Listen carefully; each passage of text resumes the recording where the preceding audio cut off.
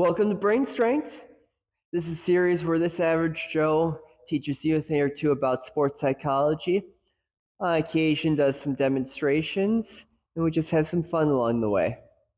I'm your host, RJ Lynch, and with my master's in sports psychology, let's get this episode rolling. So in this episode of Brain Strength, I'm going to be focusing on what I would argue is probably 80% of what I do or what I get brought in to do. And that's handling stress, doing stress management stuff. Because believe it or not, sports, life, performance, all these things generally are very stressful.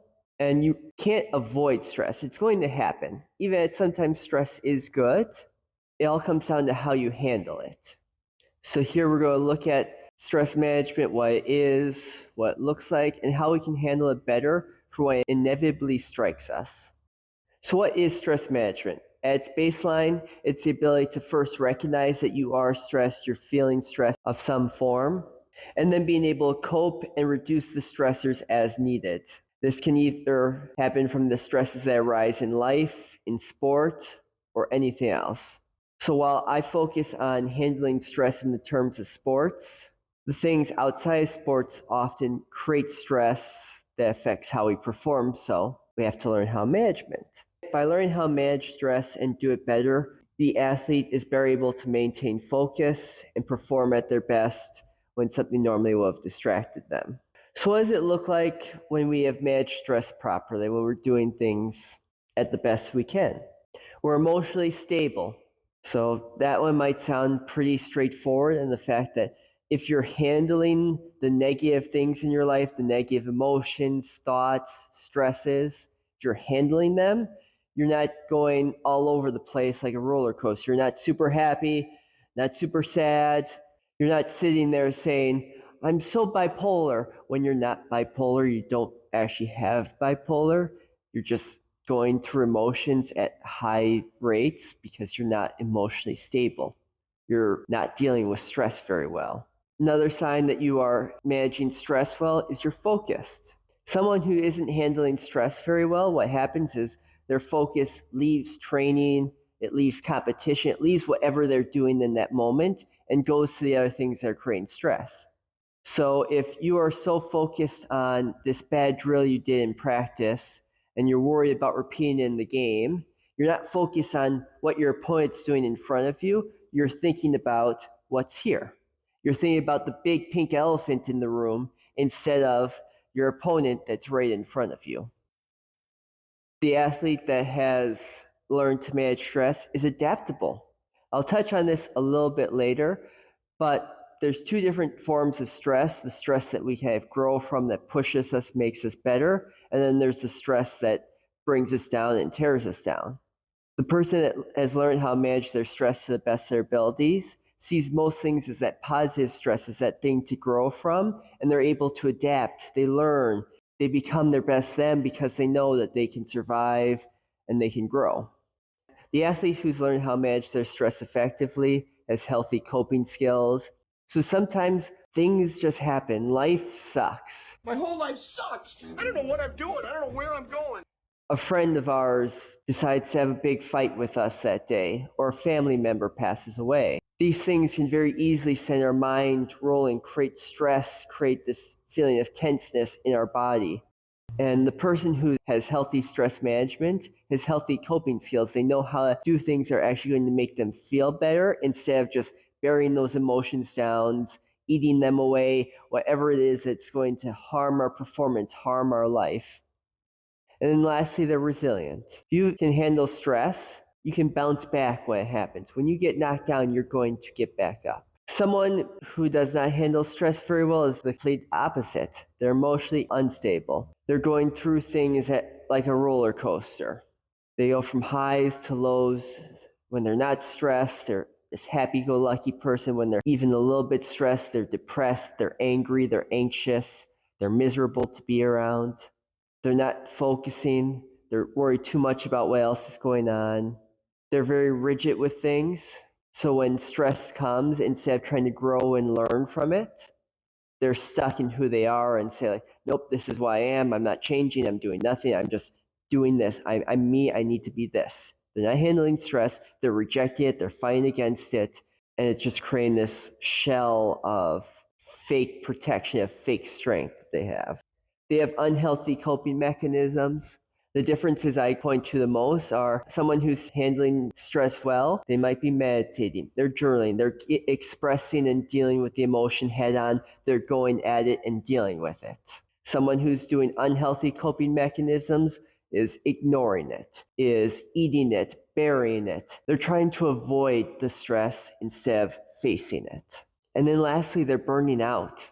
So someone who's chronically stressed, who's chronically dealing with a lot of stuff in their mind, their brain can only handle so much. Their body can only handle so much. The more you're stressed, the less you're sleeping, the more your diet gets thrown off, the more things just start to shut down because your body can only do so much at a time. And you just get to the point where you're like, I'm done. It's over. And I talk more about burnout in another video that you can check out on my channel. So quickly, I want to touch on a little bit of the science bits. Not as much theories or ideas behind stress management, but a couple of things that happen with it, what it looks like. So first off, you have to understand that there's two types of stress. There's eustress and distress. Eustress are stresses that happen to us that are relatively good. They force our body to change. They force us to change and grow from. Distress are things that tear us down. They're negative. They pull us apart. And when we're dealing with things emotionally, the difference is a lot of time our mentality, how we look at it. Do we look at it as something that we can grow from or something that's a threat to us? However, to better understand the difference, I like to use the body example. So a form of eustress is training. So you're lifting weights, you're slowly tearing things down so you can grow back and become bigger, stronger, faster. That's eustress. It's those slow little stresses that the body needs for it to grow. However, if your body's distressed, if a stress that's negative is occurring, that's a tear, that's a sprain, that's something like that that your body can't really adapt from. It really doesn't grow from it. It's just the body breaking down. The other thing that I want to talk to when it comes to the science of stress is understand what happens with the body. Stress can manifest in different ways. It can be all in your head. You're getting headaches, your brain's thinking there, you're worried, all this is going on. Other times it can affect other parts of your body. You're very tense or you're relaxed. Your stomach is very upset. Things like that. Stress can manifest itself in many ways. And to try to justify your stress is different than someone else because they're not showing the same symptoms is a dangerous road to look at. To understand stress management, first you have to understand your stress. If you're trying to help someone else that's chronically stressed, understand what you are and then talk to them about what does stress feel like to you. Because if they're feeling one way, you have to help that way and not necessarily what would be helpful for you. It's very independent on who you are and how you manifest the symptoms of stress.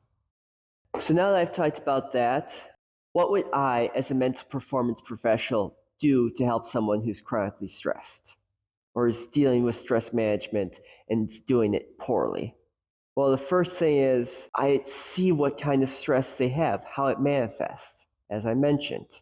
If there's someone that they hold the stress in their muscles, so everything, their biceps tight, their quads are always tight, whenever they're stressed, things just get all tight and tense and they're walking around like this where they have to swing their whole body because everything's just stressed and tensed.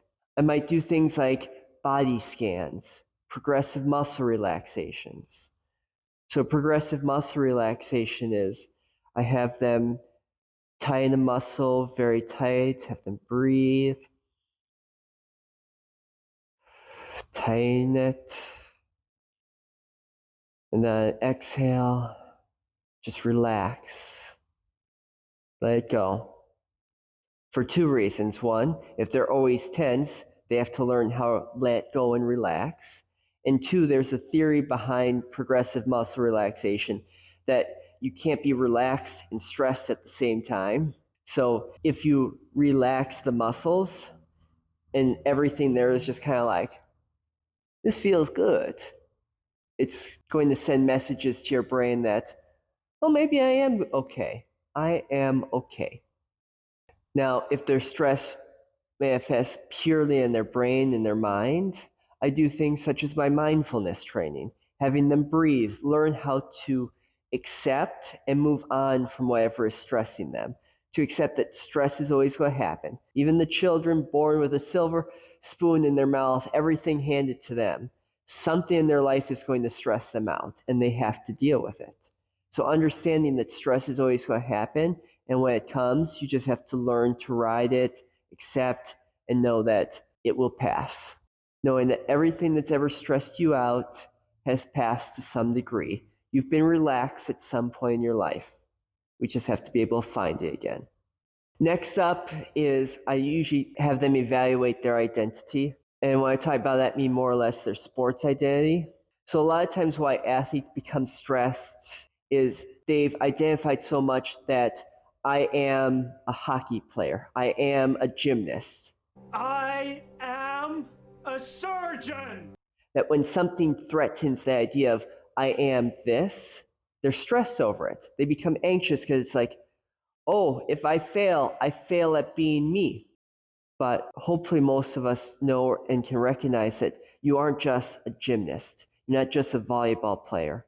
You're a brother, a sister. You are a cousin, a daughter, son, whatever it might be. You are something else in there. You're also a student. You're also these things. So if we can make the identity a little bit more spread out, when something threatens one of them, you're able to fall back and know like, well, even if I fail at this, even if I lose the championship game, I'm still my parents' child. I'm still a friend to this person. I still have value here. So not all my value is over here. The next one I go to is usually evaluation of time and strategies to do better time management. One of the biggest stresses I see, especially for college athletes, is time management. I say college students more because they have so much more free time in there, or free time, that trying to balance all of it becomes difficult for them, especially when they're used to high school where it's, I have early morning practice at 6 a.m. I've got to be there. Then I go to school from 8 to 3. Then I've got practice right after. Then I've got work for an hour. Then I got homework. Then I got bedtime. When you have all that structure in there, it's stressful, especially when you're trying to find some free time for yourself. But you at least have an idea of where you're going to go from one place to another. In college, there's this scary moment. It's like, I'm in full control of everything and I don't know what to do with it. So we sometimes deal with that. For coaches, what can you do to help your athletes? How can you reduce stress, help them deal with stress when it happens in games? The first one is creating an environment of reduced stress. And this usually looks at you. Are you creating stress for your athletes that they don't need? And then if you are, how can you adjust it? If you're overly critical, making them miserable every day at practice, have to evaluate how you can make them less miserable. So A, they want to play for you, and B, so that they can perform better. The next one's generally a deal with how we handle stress in a game. How do we simulate it so that we can learn how to deal with it? So crowd simulations. So if you know your team seems to struggle with dealing with crowd noise, create environments, create a sense where the crowd's just blaring, their speakers blaring crowd noise and music, all these things. You're trying to induce a little bit of stress there in a controlled environment. And then you see how they react. And then you have them reflect on what they could do better. What can we change? And then to go along with that, the other one we can use is time constraints or handicaps. So put your varsity team, your varsity 5 down by 10 points with a couple minutes on the clock versus JV. Can your varsity come back? Can they win on a handicap scenario where there's 3 of them versus 4 of the other people? Can we do these things to create these environments where they're going to be more stressed, where they're going to be pressed? And then when they fail, having them take a step back, reflect with them, and talk with them on how we can do it better. How can you as a coach help them in those moments, and ask them how they can help themselves. So that's all I have for today. If you have any issues with stress management, dealing with it, going through that, it's harming your performance, check out our website. Give us a follow for more information. And if there's anything today that I said that offended you in any way, I hope you can forgive me. If you say anything in the comments that I find offensive, I'll hopefully forgive you. So until next time, Brain Strength out.